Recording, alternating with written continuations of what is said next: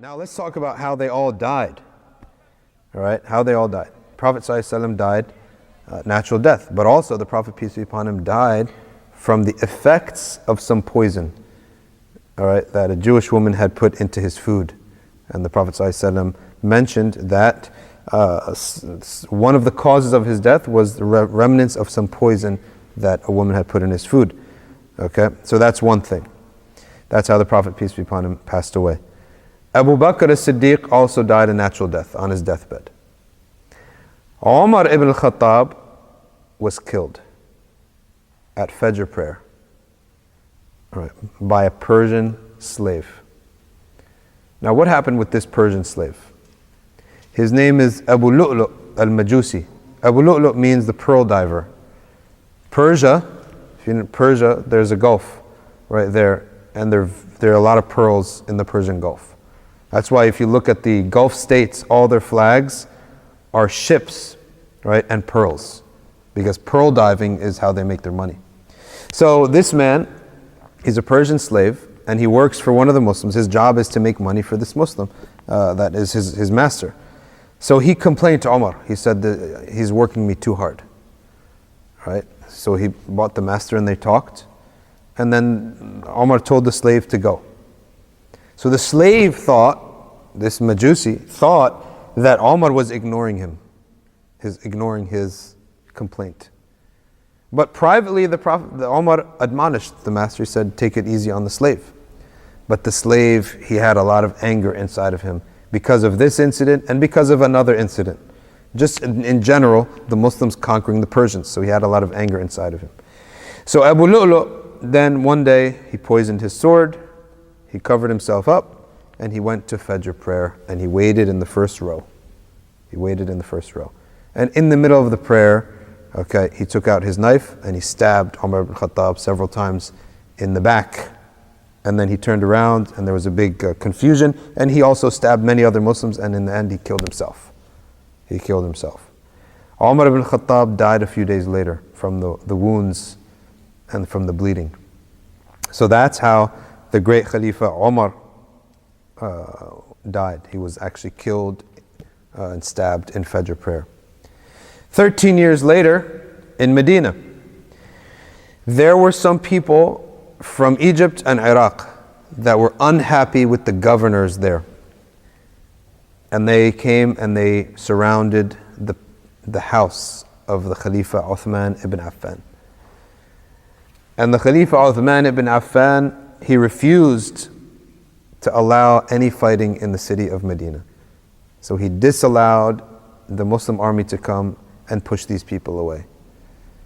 Okay, and to make a long story short, eventually one of these people, okay, climbed over the back wall of his house, broke open the door, stormed in, right, or opened the door, they stormed in and stabbed him while he was reading Quran, and his wife had her fingers cut off. Right, when she tried to stop them, they cut off her fingers. They cut off her hand, or they swiped at her hand and cut her fingers off. Her name was Naila. It's actually quite a popular name among the Desi community. Right? Anyone know anyone named Naila? Yeah. So that's Naila. That is Uthman's wife. Okay, and she's a very special woman. She's tried to defend Uthman, but they swiped at her hand and cut off her 4 fingers. Right. Then they stabbed him until he was killed. All right, so Uthman too was killed.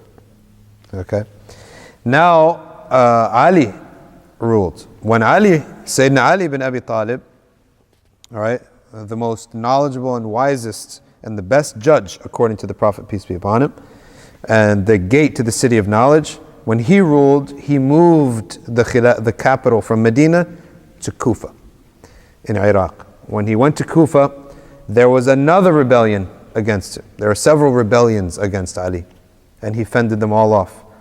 One of these groups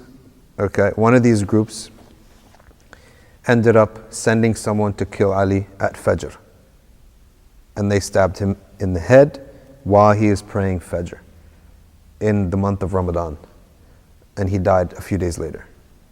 So that's how Ali died. He was killed. So now how many of the five, we've covered four. Three of them were killed.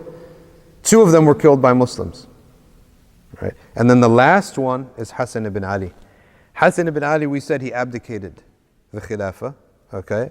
And he gave it, for the sake of the keeping the peace in the Ummah, he gave it to Muawiyah. But he also didn't die a normal death. He was poisoned. There was some poison put in his food, okay? And he died at a relatively young age, okay, because of being poisoned. Okay, so this is how the five Khalifas, you usually hear the word four Khalifas, right? Because they ruled for a long period of time. Hassan only ruled for 6 months, but this 6 months is very important. All right, it's very important because it gives us the precedent that if you have to, you can give up the Khilafah. You can give it to someone else while you're still alive.